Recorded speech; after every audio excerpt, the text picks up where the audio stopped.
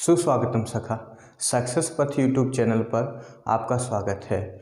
और आज हम बात करेंगे रूट के बारे में, जो एक ऐसा विषय आप सब लोगों के दिमाग में रहता है और इससे जुड़े हुए बहुत सारे कन्फ्यूजन आपके माइंड में रहते हैं। मान लीजिए कोई आपके पास एक संख्या है, कोई भी एक संख्या है, हमने मान लिया हमारे पास एक 3 संख्या है, 3 डिजिट है एक हमारे पास 3। अब देखिए होता क्या है, 3 को सभी लोग जानते हैं कि हम लिख सकते हैं √3 इंटू √3 लिख सकते हैं। देखिए कैसे लिख सकते हैं, यहाँ पर देखिए 3 की पावर 1 है, यहाँ पर देखेंगे तो पाएंगे कि 3 की पावर 1 है। 3 की पावर 1 है तो हम इसको लिख सकते हैं 3 की पावर ½ प्लस ½ भाई 1/2 प्लस 1/2 ऐड होगा तो 3 की पावर कितनी हो जानी है 1। अब आप जानते हो कि मल्टीप्लाई में पावर्स ऐड होती हैं। फार्मूला क्या होता है कि इफ p टू दी घात n and p to the घात m देन p की पावर n प्लस m, ये फार्मूला होता है। मल्टीप्लाई में जब बेस बराबर हों तो घातांक जुड़ जाते हैं, ठीक है। तो अगर घातांक जुड़ जाते हैं तो घातांकों के हम टुकड़े करके इस तरीके से भी लिख सकते हैं, अर्थात इसे हम लिख सकते हैं 3 to the power 1/2 into 3 to the power 1/2। और इस कंडीशन में हम अब 3 की पावर रूट लगाते हैं, 3 के ऊपर रूट लगाते हैं और फिर इस 3 के ऊपर भी रूट लगाते हैं। तो ये मेन कॉन्सेप्ट था कि किसी भी संख्या मीन्स उसके रूट और रूट में मल्टीप्लाई हो तो अंदर वाली संख्या बाहर निकल के आती है। क्यों निकल के आती है, ठीक है। उम्मीद है आपको ये सारी चीज़ें, ये बात समझ में आई होगी। आगे कुछ एक बातें और हैं जो बता देते हैं। जैसे लिखा हुआ है 4√3, लिखा हुआ है 4√3, तो इसको हम अगर 4 को रूट के अंदर ले जाएं, यानी कि इसको हम रूट में ही लिखना चाहें तो किस तरीके से लिख सकते हैं, रूट लगा लेंगे। अच्छा सोचिए, 3 तो रूट के अंदर थे ही थे, 4 रूट के बाहर लिखे हुए हैं, 4 रूट के बाहर लिखे हुए हैं, 3 रूट के बाहर लिखे हुए हैं।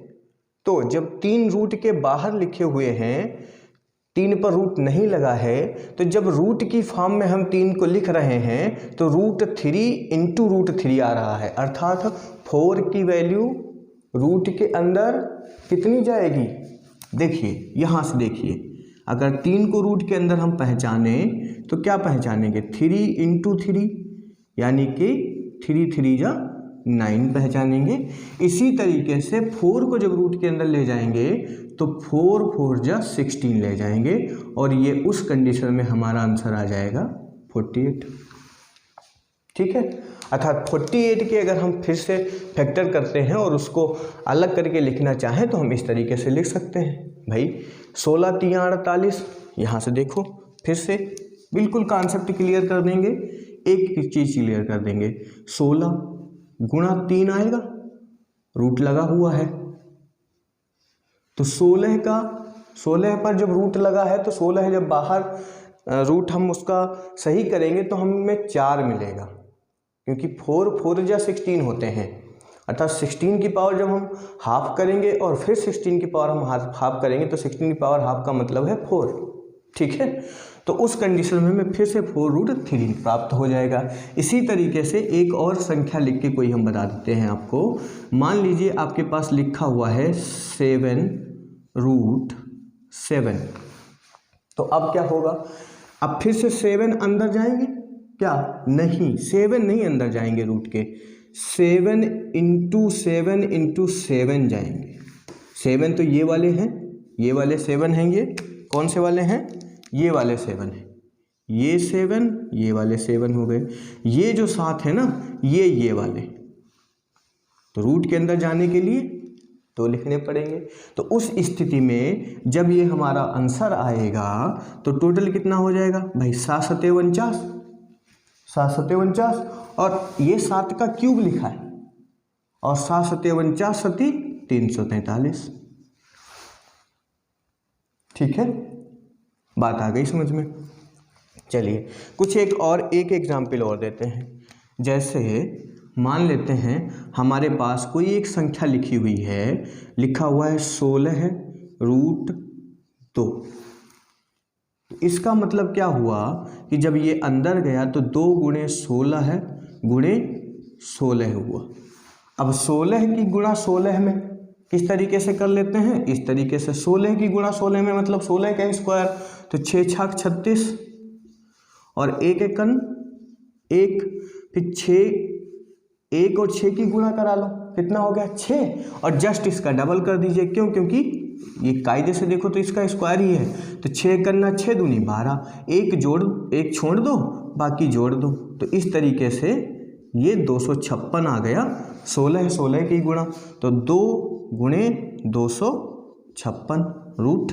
तो अब ये कितना आ जाएगा 2 छंग 12, कैरी 1 हुआ, 2 पंचे 10 11 हो गया, कैरी फिर से 1 हुआ, 2 दूने 4 1 5 हो गया। अब ये 512 हो गया। ठीक है, यहाँ तक उम्मीद करता हूँ बात सारी आपकी समझ में आई होगी। और यदि